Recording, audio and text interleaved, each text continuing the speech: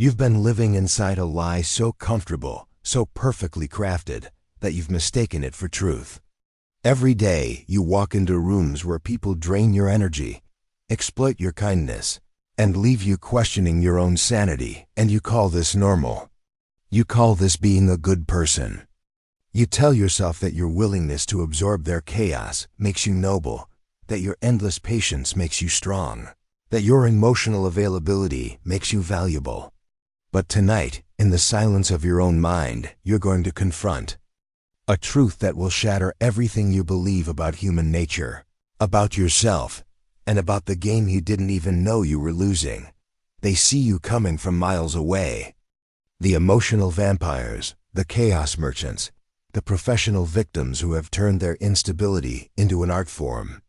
They recognize something in your eyes, that fatal combination of empathy and naivety that makes you the perfect target.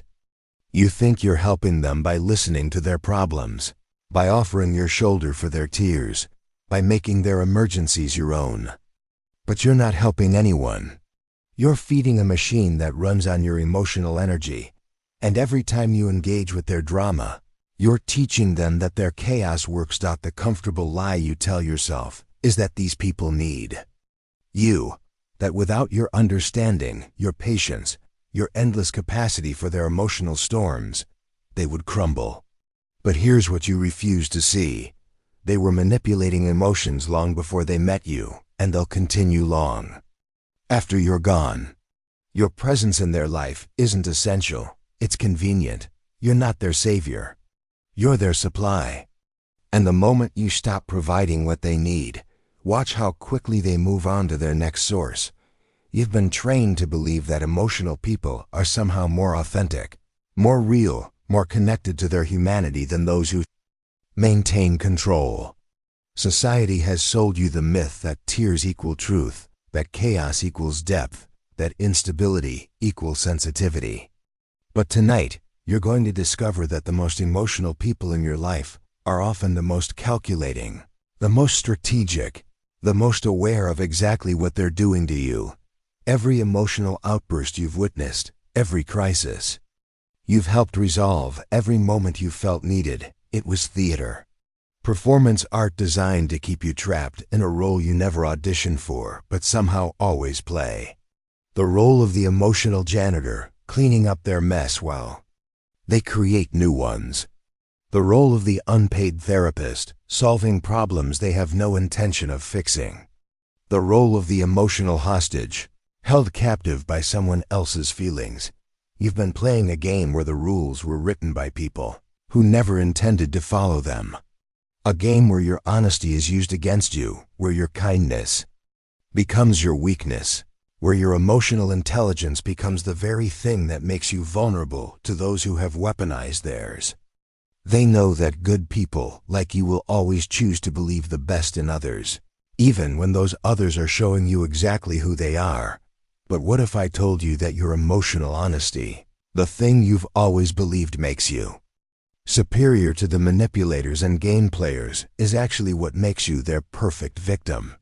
What if the very quality you're most proud of is the reason you keep finding yourself in the same exhausting patterns with the same type of people? What if your inability to see manipulation is not a virtue, but a blindness that keeps you trapped in a cycle of emotional exploitation? Tonight, you stop being their supply. Tonight, you learn to see the game for what it is. Tonight, you discover that the people who seem most out of control are often the ones pulling all the strings, including yours. You sit in rooms full of people who perform their emotions like actors on a stage, yet somehow you're the only one who doesn't see the performance. They know exactly which buttons to push, which words will trigger your guilt, which stories will activate your rescue instincts. They've studied you without you realizing it, mapping your responses, cataloging your weaknesses, noting every way you can be moved and motivated by their emotional displays. The tears that seem so spontaneous, they've been practiced. The anger that appears so uncontrollable, it's precisely controlled. The vulnerability that feels so raw and real, it's been weaponized and deployed with surgical precision. You're watching professional-level emotional manipulation, but you've been convinced it's authentic human connection. Every time they have a crisis, you drop everything. Every time they need support, you provide it. Every time they're overwhelmed, you become their rock. But have you noticed how their crises always seem to coincide with moments when you might focus on yourself? How their emergencies arise just when you're about to set a boundary. How their emotional needs expand to fill whatever space you create for them. They've learned that in a world that rewards emotional expression and punishes emotional control, the person who can perform instability holds tremendous power over the person who values stability. They've discovered that society will excuse almost any behavior if it's wrapped in enough emotional distress. They know that your empathy can be turned into a weapon against your own best interests. But here's what they're really hiding behind all that emotional chaos. A mind that's coldly calculating exactly how to keep you engaged, exactly how to maintain your attention, exactly how to ensure that their problems become your priority. They're not losing control, they're taking control of you, of the situation, of the entire dynamic. And they're doing it by making you believe that you're the one with the power to help. The truth is, emotional people aren't more in touch with their feelings.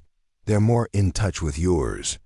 They've become experts at reading your emotional responses, at knowing exactly what will make you react, what will make you stay, what will make you believe that this time will be different. They're not drowning in their emotions. They're swimming in them, using them as tools to navigate the world and manipulate the people around them into giving them what they want. You think you're being compassionate, but you're being controlled. You think you're being helpful, but you're being harvested. You think you're being needed, but you're being used. And the most devastating part is that they've made you complicit in your own exploitation by convincing you that walking away would make you the bad person. They hide behind their emotional instability like a fortress, using it to deflect accountability, avoid consequences, and manipulate the people around them into endless cycles of caretaking and crisis management. But what they're really hiding is this: they know exactly what they're doing, and they know exactly how to make you believe that you're the only one who can help them. Machiavelli understood something about human nature that you're only beginning to glimpse. The appearance of weakness can be the most powerful weapon of all.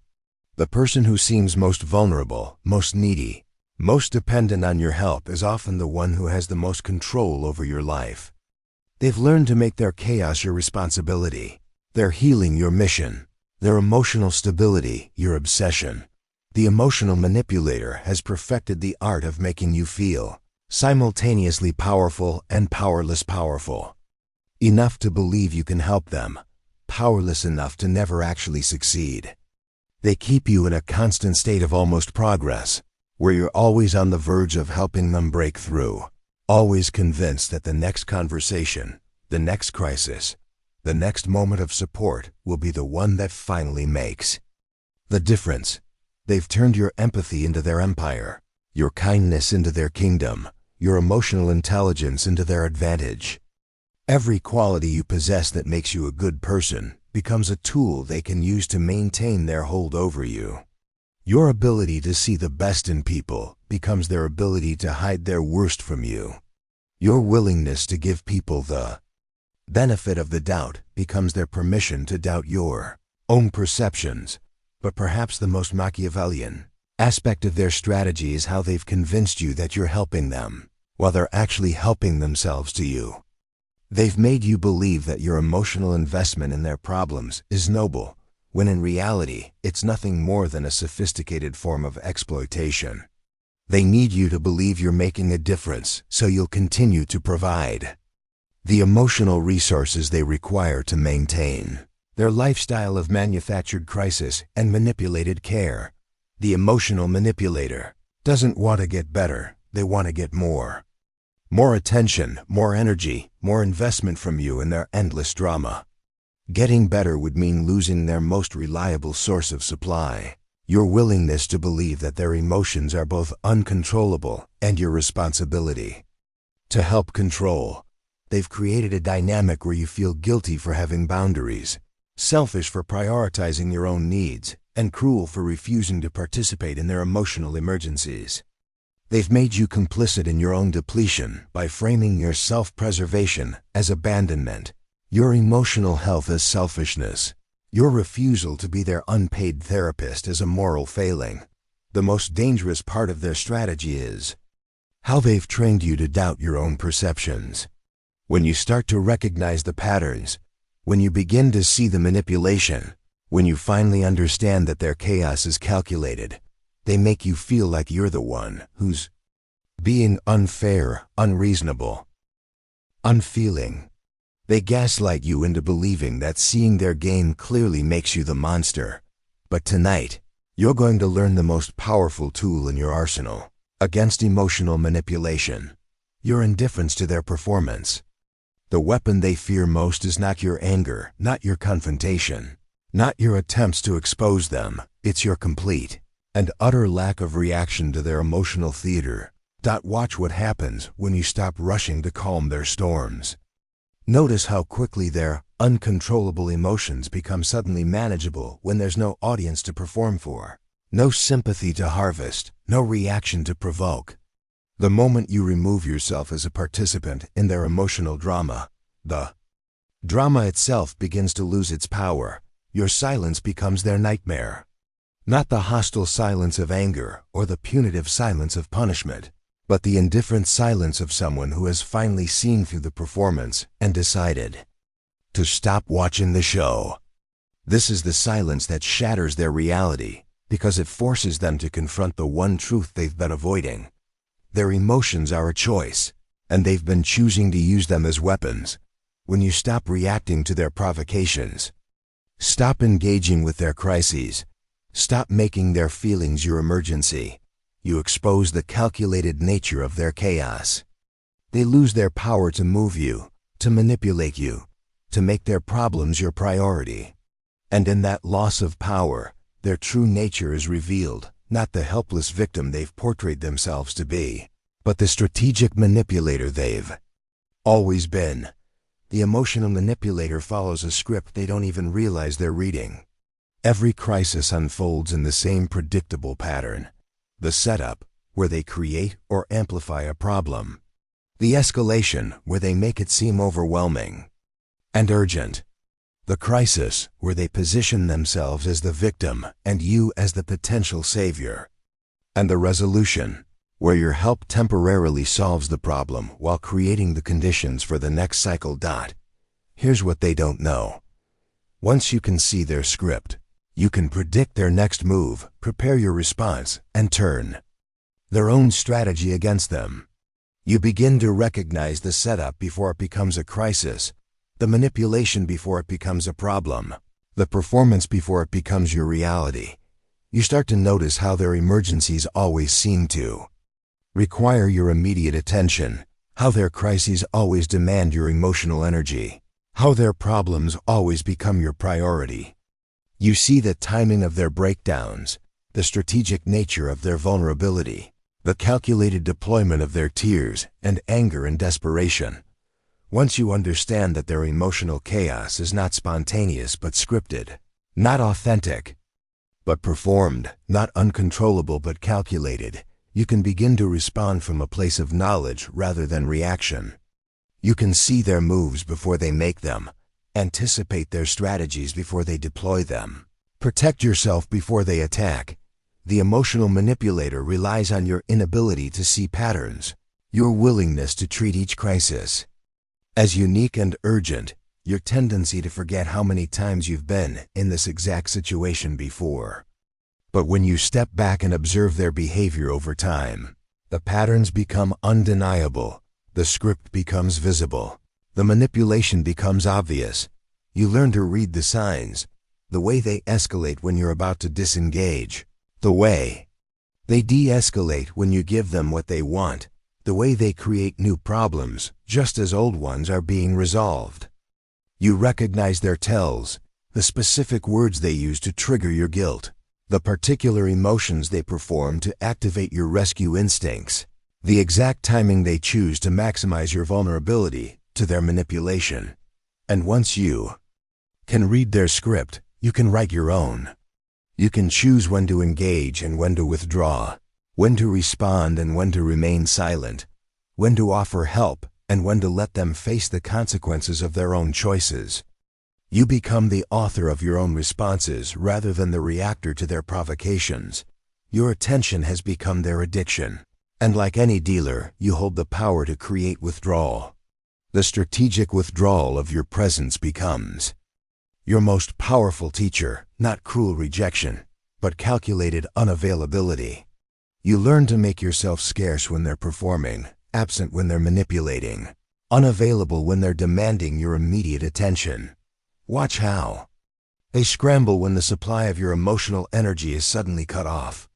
Notice how their unmanageable crises become surprisingly manageable when there's no one around to manage them for them.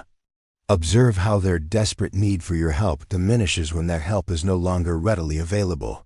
Their desperation in your absence reveals the truth they've been hiding from themselves. They were never as helpless as they pretended to be, never as dependent on your support as they claimed, never as unable to cope as they performed. Your absence forces them to confront their own capability, their own strength, their own ability to handle their problems without turning them into your problems. Strategic withdrawal is not abandonment, it's education. You're teaching them that your time and energy are not unlimited resources to be consumed at will, that your attention is not an entitlement, but a privilege, that your presence in their life is not guaranteed but earned. You're showing them through your actions what they refuse to learn through your words, that you are not responsible for their emotional state, their problems, or their happiness. The withdrawal of your availability creates a vacuum that forces them to either develop their own coping mechanisms or reveal the calculated nature of their helplessness. Either way, you win. Either they become more self-reliant and less manipulative, or they expose themselves as the emotional predators they've always been. True power is not the ability to control others' emotions, it's the ability to remain completely untouched by them. You discover that emotional detachment is not coldness or cruelty, but sovereignty. It's the recognition that other people's feelings are not your responsibility. Other people's problems are not your emergencies. Other people's chaos is not your mission to resolve. From this place of detachment, you can observe their emotional storms without being swept away by them. You can witness their manipulation without being manipulated by it. You can see their performance without becoming part of the show. You become like a scientist studying behavior from behind protective glass, present, but not participatory, observant, but not reactive. This detachment doesn't make you cold. It makes you clear. It doesn't make you heartless. It makes you free. It doesn't make you less human. It makes you more powerful. Because true power lies not in the ability to feel everything, but in the ability to choose what deserves your emotional investment and what doesn't. Single quotes T. The emotional manipulator depends on your attachment to their feelings, your investment in their problems, your belief that their emotional state is somehow your responsibility. But when you detach from their emotions while remaining attached to your own values, your own goals, your own well-being, their power over you evaporates. You learn to observe their emotional displays with the same detachment you might observe a weather pattern. Interesting, perhaps, but not something you need to control or be controlled by. Their anger becomes like thunder, loud, but ultimately harmless if you don't let it move you. Their tears become like rain, wet, but not something you need to shelter them from. Their chaos becomes like wind, turbulent, but only dangerous if you allow yourself to be blown around by it. Emotional detachment is the ultimate form of self-protection because it makes you immune to the very weapons they've been using against you. When you no longer react to their provocations, no longer absorb their chaos, no longer make their emotions your own, you step outside the reach of their manipulation entirely. Behind every emotional manipulator's fortress of feelings lies their greatest terror: being truly seen for who they are, being known for what they do, and being ignored despite their best efforts to capture and keep your attention. They've built elaborate emotional fortresses not to protect themselves from the world, but to hide the emptiness within, to conceal the calculating nature of their interactions, to distract you from the truth of their manipulative character. Emotional chaos is not a cry for help, it's a smokescreen. Their vulnerability is not authentic, it's strategic. Their neediness is not real, it's performed. And beneath all the drama and crisis and emotional emergency lies the thing they're most desperate to hide. A mind that knows exactly what it's doing, emotions that are completely under control, and a character that is far more calculating than they've ever allowed you to see. When you refuse to be distracted by their theater, when you look past their emotional performance to the person underneath, when you see through their chaos to the calculation behind it, you force them to confront the very thing they've spent their entire relationship with you avoiding: themselves. Not the victim they pretend to be, not the helpless person they perform, but the manipulator they actually are. This is why your detachment terrifies them more than your anger ever could. Anger means you're still engaged, still reactive, still playing their game. But detachment means you've stopped playing entirely. You've stepped out of their theater, turned off their show, and refused to be their audience. And without an audience, their performance becomes meaningless. The fear behind their emotional fortress is the fear of being seen as ordinary, as capable, as responsible for their own choices and their own life. They've hidden behind their emotions for so long that they've forgotten who they are without the drama, without the crisis, without the constant need for someone else to manage their feelings and solve their problems. Your refusal to engage with their emotional manipulation forces them to face the possibility that they might actually have to take responsibility for their own emotional state, solve their own problems, and cope with life without using other people as emotional crutches. And for someone who has built their entire identity around being helped, being needed, being the center of someone else's concern, this prospect is terrifying. But their terror is not your responsibility. Their fear is not your problem to solve. Their emotional crisis in response to your detachment is not your emergency to manage. In fact, their panic at losing control over you is the clearest proof that you've made the right choice in reclaiming your emotional sovereignty. Your unpredictability becomes their kryptonite. For so long, they've been able to anticipate your every move, predict your every response, count on your patterns of reaction and engagement. They knew exactly what would trigger your guilt, activate your compassion, mobilize your rescue instincts. Your predictability was their power, and your patterns were their pathway to controlling you. But now you've become a mystery they can no longer solve. When they expect anger, you give them indifference. When they anticipate engagement, you offer silence. When they predict reaction, you provide nothing at all. You've stepped outside their ability to read you, manipulate you, or control your responses. This unpredictability doesn't mean becoming erratic or inconsistent. It means becoming strategically unavailable to their manipulation. It means responding from your own center rather than reacting from their provocation. It means choosing your responses based on your values rather than their expectations. When you can no longer be counted on to play your assigned role in their emotional drama, when you refuse to follow the script they've written for you, when you stop being the predictable audience for their performance, their entire system of control begins to collapse. They lose their ability to manipulate you because they can no longer predict you. The emotional manipulator depends on your predictable responses to their unpredictable behavior. But when you flip this dynamic, when you become unpredictable in response to their predictable manipulation, you regain the power in the relationship. You become the one who sets the terms, who chooses the level of engagement, who decides what deserves your attention and what doesn't.